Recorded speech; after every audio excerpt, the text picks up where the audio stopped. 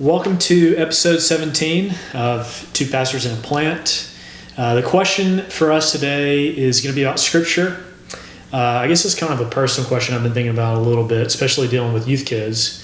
And the question on the screen when you clicked on this might be a little attention grabbing. It's how do we handle, the boring parts of Scripture? And that word boring, obviously, I'm not trying to be irreverent, but there just are sections of the Bible where we trust, we know, we believe 2 Timothy 3:16, all of it is breathed out by God. All of it's profitable for us and to equip us in righteousness, and all that's good.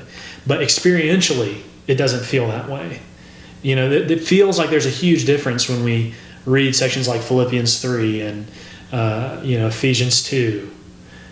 And then we read 1 Chronicles 4 or the census in Numbers.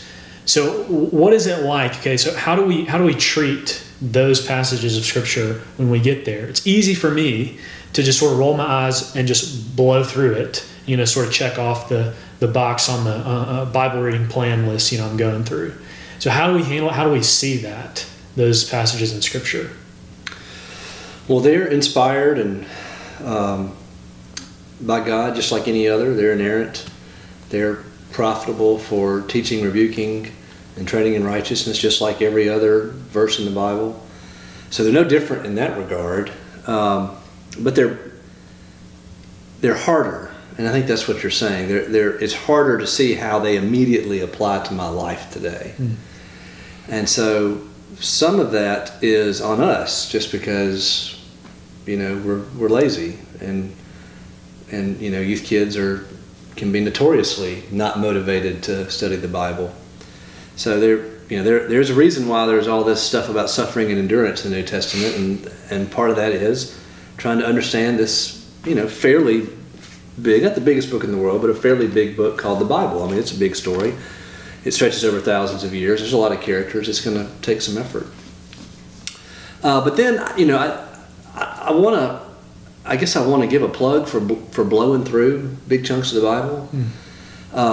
There's really only two ways to read any book: kind of speed reading and close, intense scrutiny. I mean, those are really the only two speeds I have. There might be some people might argue for other speeds, but the only two I have are just blow through it without understanding every single word, or slow down and try to understand every single word. And there's a lot to be said for in the genealogies of 1 Chronicles. I'm reading through Ezra and Nehemiah right now. And in Ezra in particular, there's a lot of lists.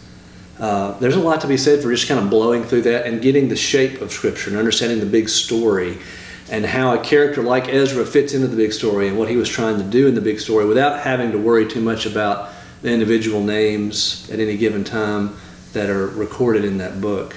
So I don't want to knock speed reading through the Bible. That's there's a time for slowing down, but there's a time for just absorbing the big picture.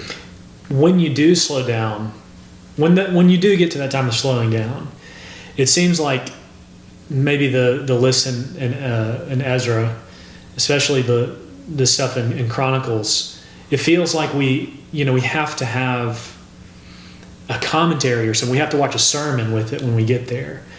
I'm drawn to, what was it? I think it was Spurgeon. Something like, we don't have to defend the Scripture or something like that. You don't have to defend the line. Or I'm totally butchering the quote. You don't have to defend a line. You just let him out of his cage. Right, and I'm drawn to something like that. I don't think Spurgeon was thinking about 1 Chronicles though. Well, no, but I mean, of course not. Of course not.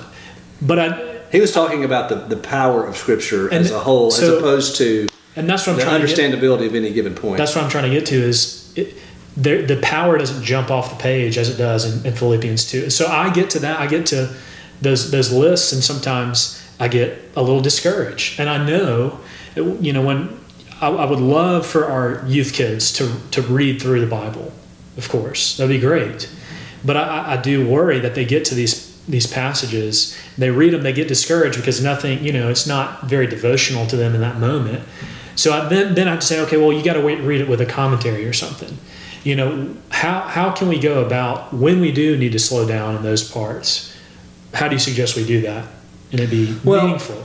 The first thing I'd say is don't think you got to do it all by yourself. Mm-hmm. And I think there is this unhelpful tendency to over spiritualize Bible reading as this activity that primarily I've got to do all by myself in my quiet time, and I've got to understand it all by myself, and just kind of like without any regard for the greater community. Don't get me wrong, I want believers to understand every word in the Scripture, but that doesn't mean you have to do it by yourself. So maybe a good pattern would be read the Bible in big chunks over and over again over the years, but then attend a church where they're regularly working through the Scriptures in smaller chunks, and somebody who's gifted in teaching is breaking down those passages and helping you understand smaller passages every single week. And so you've got the rapid Bible reading on one hand where you're getting the big picture, and then smaller chunks that are helping you go deeper every week. I mean, you do that over time, and you're gonna develop a really good understanding of the Scripture.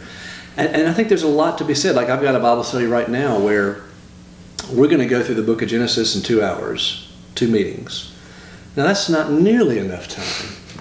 I mean, I'm on Sunday mornings, it's going to take me like 40 weeks over the course of 4 years to preach through Genesis. And we're still skipping stuff then. But you can also just in two 1-hour sessions blow through the big picture of the 50 chapters of Genesis and give everybody a good idea of what's going on. So just don't feel like, I would not want any individual Christian out there, certainly not a 16-year-old, to feel like they've got to figure out the book of Ezekiel all by themselves and read all 48 chapters of the book of Ezekiel. And if you don't get it all without the use of a commentary or a sermon series by somebody you trust, and there's something lacking with you, I just don't buy that. That's good. Can you give me, just last question, can you give me just like a practical example of why, I'm trying not to think of a different term of blowing through, but reading through in big chunks, something like Ezra, like you're going through right now, how that might be helpful to see it from a bigger picture. Maybe not exactly Ezra, but anything like Genesis. Why going through that practically 2 hours is good? Well, I'll use Genesis because I'm actually trying to do it with Genesis, but in Genesis, you've got Genesis chapter 3, you've got the story of the fall. You've got Genesis chapter 1, the story of the creation of everything, including man and woman. You've got Abraham in Genesis 12 through 23, I think, or maybe more than that, beyond that, and Abraham is connected all through Scripture. He comes up again and again in the Bible. He comes up in the New Testament. Joseph and his brothers come up from Genesis 37 forward. They come up over and over again throughout the Bible. So by blowing through one chunk of Scripture and just connecting the dots with other chunks of Scripture, you start to develop in your mind a framework for, okay, this is how all this fits together.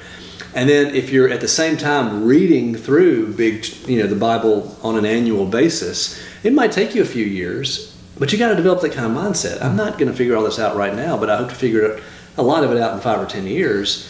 If you're doing those things together, pretty soon you're going to connect the dots, and what was absolutely obscure and confusing and maybe even mind-numbingly boring to you at one point, all of a sudden you're like, oh, wow, I see how this fits together. And that's the joy of my job, is I get to do that every day and uncover new connections that, I'm in my 16th year of preaching full-time, and I'm still uncovering new connections every week.